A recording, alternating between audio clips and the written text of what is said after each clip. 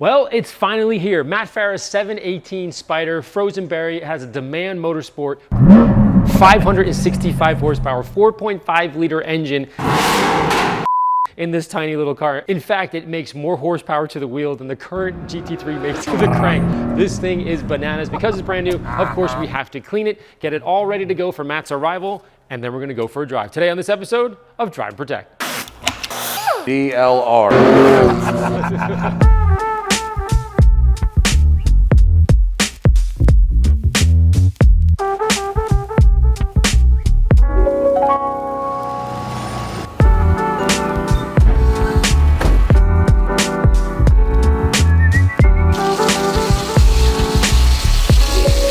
When the Spyder was on the flatbed, I started her up to move it inside and immediately knew this is no normal 718. The sound on startup was incredible.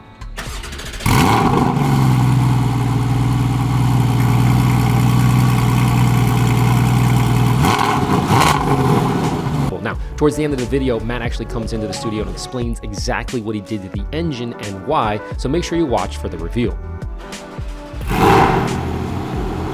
Bought a stick car so I can shift it. Before I start the project for real the next day, I just had to remove some of the paint protection now just to kind of get a feel for the color and to see if there was any obvious issues.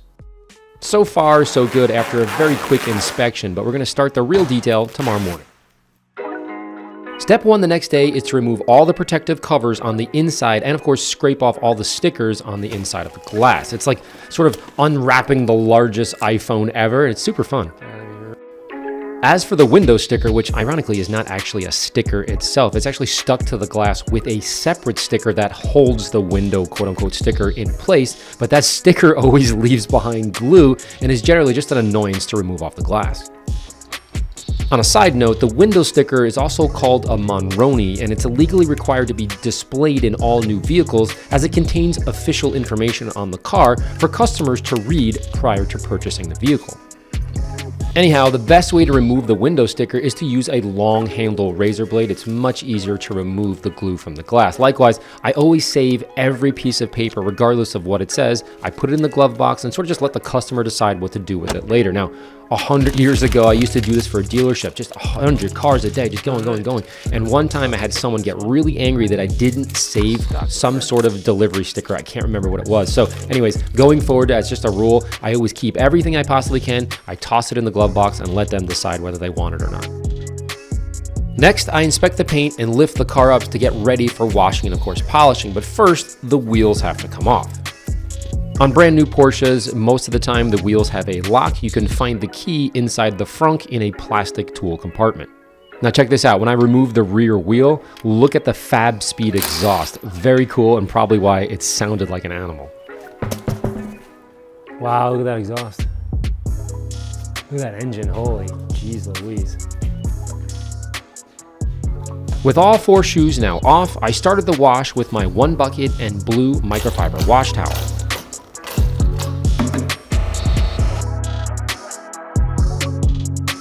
With the multiple towels now soaking in soap, step one is a healthy power wash. Next, I soaked everything in a thick layer of Ammo foam paint cleanser and let the lubrication do its work, especially of course on brand new super soft paint.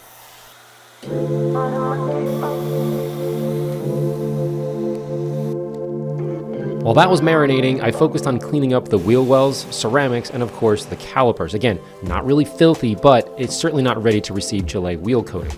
Afterwards, I gently washed the paint with my blue Ultra Plush microfiber wash towel. Now, for all the products, towels, and tools that I use in this and all of our new car deliveries, which is a lot, visit AMMONYC.com to support our small business of unique and precise formulas, as well as our weekly detailing videos since 2012. Yes, that's a decade. I can't believe that. Thank you for watching and supporting the company. I appreciate it, guys.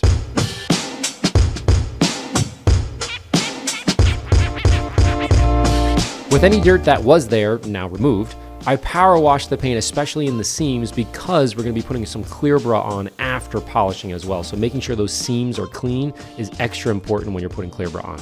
Finally, I used compressed air and a microfiber towel to dry the paint thoroughly before inspecting the paint with my lights to see what may be required from a polishing or correction standpoint. Again, with most new cars, Porsche unfortunately not being an exception, you can see slight hazing from polishing at the factory. That's likely from maybe minor paint blemishes during the painting process. I'm not sure, but that's usually the case. As you can see here, there's a few lines and certainly some marks from delivery or even installing the paint protection sheets. I think there's something going on there.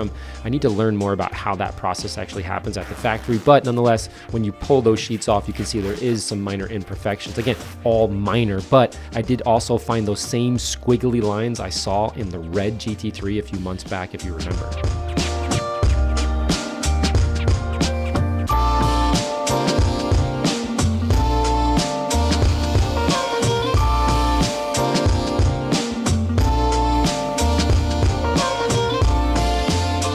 Okay, at this point, I've done about half the car and the paint looks really good.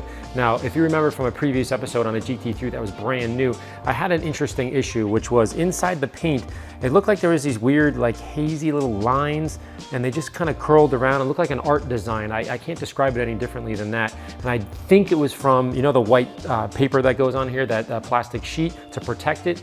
My gut is telling me that moisture gets underneath there from travel or wash or whatever happens, and it kind of traps in the paint. And when the paint is new and fresh and sort of still gassing out and relatively soft, I think it's putting these indentations and these like hologram type things in there. And so I'm seeing them, a few of them here. I have some here and some in the back, and I saw one or two on the other side. So it does require a polish, even though it's a brand new car. I know a lot of you think, hey, why are we polishing a brand new car? It's to get out that last little 1% of perfection. Obviously, it's beautiful, it's matte. He's gonna love the car and drive it and take it everywhere. I do think it's appropriate to do that. So I have a few more steps to do on the paint. Then afterwards, we're gonna go in and do the same thing on the calipers. You can see there's just a little bit of love marks in there. Super easy stuff before we go in and put the clear bra on. I'm using a new polish I've been working on that has a longer, what we call working time on the paint, meaning it's not gonna dry out super fast, which is a big problem for me, along with an original yellow foam pad. Super cool combination. The key with any paint restoring process, again, is to still blow out that pad. So regardless of the polish that you have, regardless of the pad that you have to continue blowing out those pads with compressed air after a few passes or sections, again, all based on the level of residue coming off the paint. In this case, modern new paint will require less blowouts than, let's say, obviously old oxidized single stage paint, that kind of thing. It's very obvious. You'll see the pad kind of just fill up and turn very glossy, but nonetheless, you still have to blow out a bunch when you're trying to get a flawless finish. You want that final pass, the pad has to be super clean.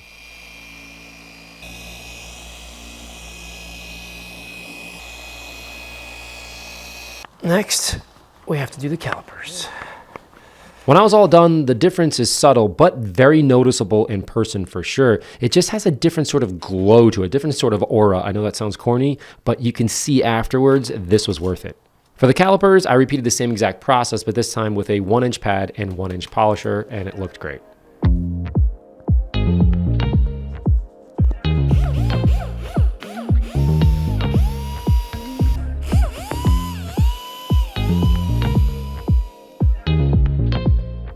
Later that day, a package arrived at the studio from Dieter at Porsche Carlsbad with clear side markers instead of the orange against the berry paint. Installation is super easy. Just push the lights out with a bit of pressure in the bumper, release the electrical connector, and then replace. 2 minutes tops, and the difference was huge, especially because they actually matched the headlight design at the same time, and of course, don't clash with the paint color. Very cool choice. Next, I cleaned the wheels in preparation for Gillet Pro wheel coating. Again, these things weren't super disgusting, but certainly not clean enough for a coating application.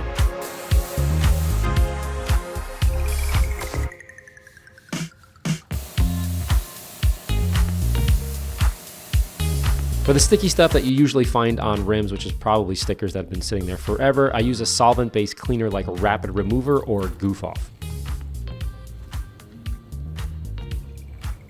Once clean and dry, I apply Gillet to the clean microfiber applicator pad and work the product into every spoke and crevice, then repeated the process on the freshly painted calipers as well. The shine was incredible on what I was told is a custom red finish. Super cool.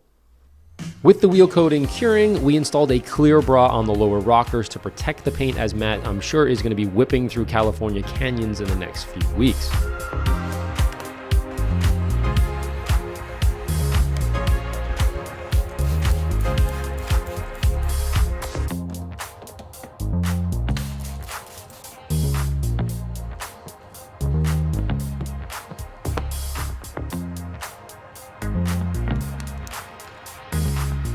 This process, of course, takes a few days and is painfully tedious to install, but when it's all done, I installed a fresh layer of Reflex Pro over or on top of the bra for extra protection and, of course, ease of cleaning in the future. Now, my favorite part, and probably the most meaningful, is before Matt had the car dropped off about 2 weeks earlier, he asked if I could remember to install an AMMO sticker on the front splitter, which is, again, super meaningful. I've known him for 30 plus years, and to put my company logo, of course, on his car, it meant a lot to me. So I'm sort of biased, of course, but I actually think it looks really tasteful as well. Finally, I reinstalled the coated wheels. I vacuumed up a little bit on the inside. I striped the carpets and, of course, cleaned the glass before Matt's arrival.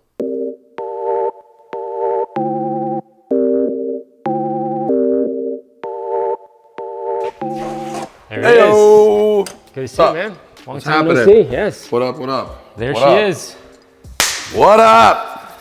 With this, it's the best chassis Porsche makes. The roof comes off. The size is perfect for the roads. The shape is gorgeous. It's a stick shift, which I'm not gonna spend 6 figures on a sports car to not drive stick. Yeah. That's not what I'm interested in. Yeah. And then, you know, did it need the power? Did it need the gears? Like, no, but once I tried it, there was certainly no going back. So the combination of all this, give me like some specs as to what this would compare This to. has the power to weight ratio of a Carrera GT. Really? Yeah, roughly. I mean, within a couple little percentage points. Right. But basically, that's what we're looking at. So like for the average viewer right now, if somebody was going next to it, if you were lined up with a brand new GT3, like, are you gonna like? You will house a GT3. Like not even close. So speaking of that, have you heard the engine yet? No. All right. I heard it. Rick sent me a video, but it was like I heard it on my iPhone. Yes. It's like it's not the real. Now I heard he offers some choices for exhaust. Right. This is the quietest option he offers. Okay. You can get louder. So this is a Fab Speed. Yeah, I saw it come over the... Fab Speed header, high flow cat, and mid pipe mated to the stock valved muffler. My Safari car was cassis red, which is a very rare color from the 80s. It's this sort of purple, gold, red, pink, gray. Depending on what light you put it under, it looks completely different. Yeah. When I saw this color, which is called Frozen Berry Metallic, on the Taycan, this was the launch color for the rear-wheel drive base Taycan. I thought it was really cool. And then when I wanted to order the car, I saw that this color is a no-cost option. A guy who looks like me, driving a car that's already considered feminine, in a color that looks like a smoothie, with the nastiest of an engine in there. It's like when I used to have a mohawk and wear polo shirts. Oh, I'm sure that it's fat. Hang on. Backing down. That's the Larry move. That looks totally different in the sun. Right? Still breaking in the engine, so I have instructions to not rev it too high, but man, is it tempting. Especially with the short gears. It's kind of surreal. Like, whenever I drive brand new cars like all the time, but like this one's mine. Yeah, that is nice. That's weird. That's why I feel like I wanted to make it like extra special. I'm like trying to go nuts and clean and go underneath, but clean under. I love that first moment. It's a big deal. I can't like not. It's fifth.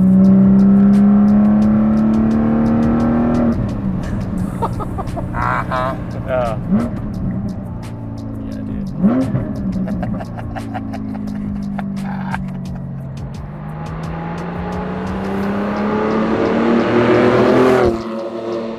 After our first bit of driving, we pulled over and decided to lower the top to get the true look and feel of a Spyder on the road. It was unbelievable in person.